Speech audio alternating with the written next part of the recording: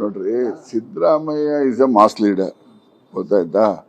ಅವರನ್ನ side line ಮಾಡೋ ಅಂಥದ್ದಾಗ್ಲಿ ಅಥವಾ ಅವರನ್ನ ದೂರ ಇಟ್ಟು ಪಕ್ಷ ಸಂಘಟನೆ ಮಾಡ್ತೀವಿ ಅಂತ ಯಾರಾದರೂ ಹೋದ್ರೆ ಅದು ಒಂದು ದೊಡ್ಡ ಬ್ಲೆಂಡರ್. ಅದು ಅವರನ್ನು ವಿಶ್ವಾಸಕ್ಕೆ ತಗೊಂಡು ಹೋದ್ರೇನೆ ನಾವು 2028ಕ್ಕೆ ಮತ್ತೆ ನಾವು ಅಧಿಕಾರಕ್ಕೆ ಬರ್ತಕ್ಕಂಥ ಎಲ್ಲ ಅವಕಾಶಗಳು ಇದ್ದಾವೆ.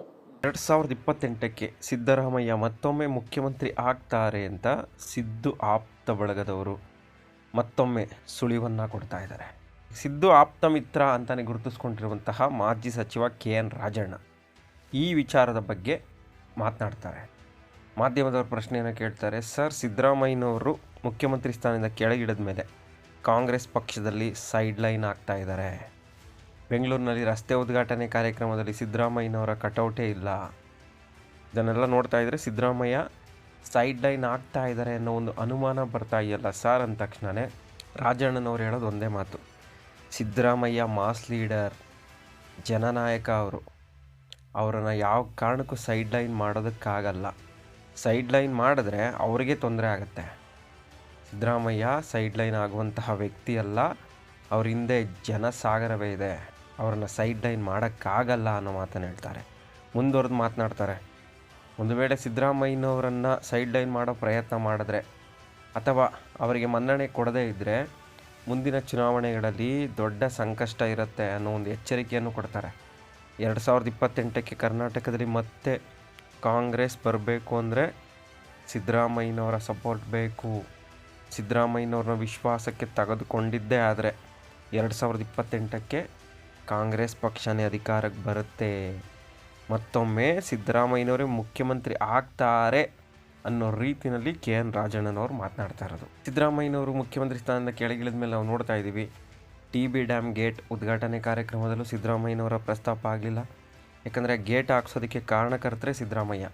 ಇನ್ನು ಬೆಂಗಳೂರಿನಲ್ಲಿ ಮೊನ್ನೆ ನಡೆದಂತಹ 10 ಪಥದ ರಸ್ತೆ, ಆ ರಸ್ತೆ ನಿರ್ಮಾಣಕ್ಕೂ ಕಾರಣಕರ್ತರು ಸಿದ್ದರಾಮಯ್ಯನವರೇ.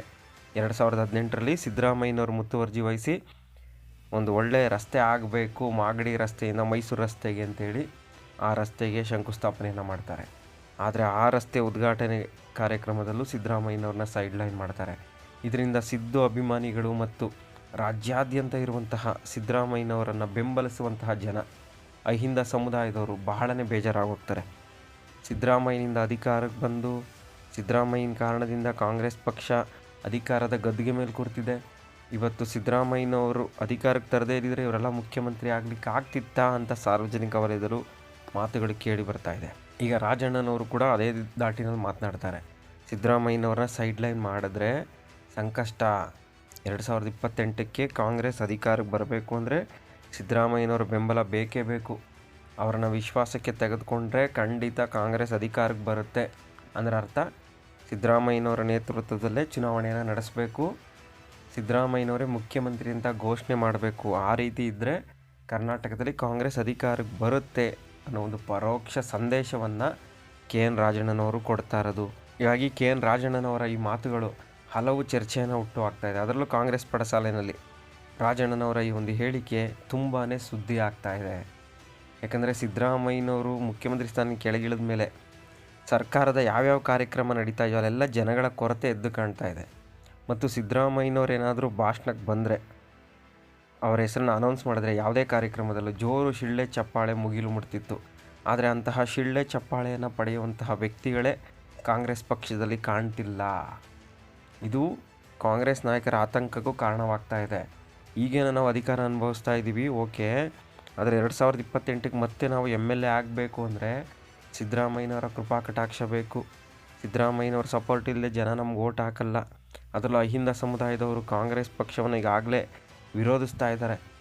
ಇಂತಹ ಟೈಮ್ನಲ್ಲಿ ನಾವು ಮತ್ತೆ ಸಿದ್ದರಾಮಯ್ಯನವ್ರನ್ನ ಮೂಲೆ ಗುಂಪು ಮಾಡುವ ಪ್ರಯತ್ನ ನಡೀತಾ ಇದೆ ಅನ್ನೋದು ಸ್ಪಷ್ಟವಾಗಿ ಗೊತ್ತಾಗ್ಬಿಟ್ರೆ BJPಗೆ ನಾವೇ ರೆಡ್ ಕಾರ್ಪೆಟ್ ಹಾಸ್ಕೊಟ್ಟ ಹಾಗೆ ಅಧಿಕಾರಕ್ಕೆ ಅನ್ನೋ ಒಂದು ಆತಂಕ ಕೂಡ ಕಾಂಗ್ರೆಸ್ MLAಗಳನ್ನು ಕಾಡ್ತಾ ಇರೋದು. ಈಗ BJP ಪಕ್ಷದಲ್ಲಿ ಅಂತಹ ಮುಖಗಳೇ ಕಾಣ್ತಿಲ್ಲ. ಆದರೆ ಸಿದ್ದರಾಮಯ್ಯನವ್ರಿಗೆ ತೊಂದರೆ ಕೊಡೋದ್ರಿಂದ ಜನಗಳು ಅನಿವಾರ್ಯವಾಗಿ BJPಗೆ ಓಟ್ ಹಾಕ್ಬಿಡ್ತಾರೆ. ಆಗ BJPಗೆ ಅಧಿಕಾರ ದಕ್ಬಿಡುತ್ತೆ ಅನ್ನೋ ಒಂದು ಆತಂಕ ಹಲವು ಕಾಂಗ್ರೆಸ್ ನಾಯಕರನ್ನು ಕಾಡ್ತಾ ಇದೆ.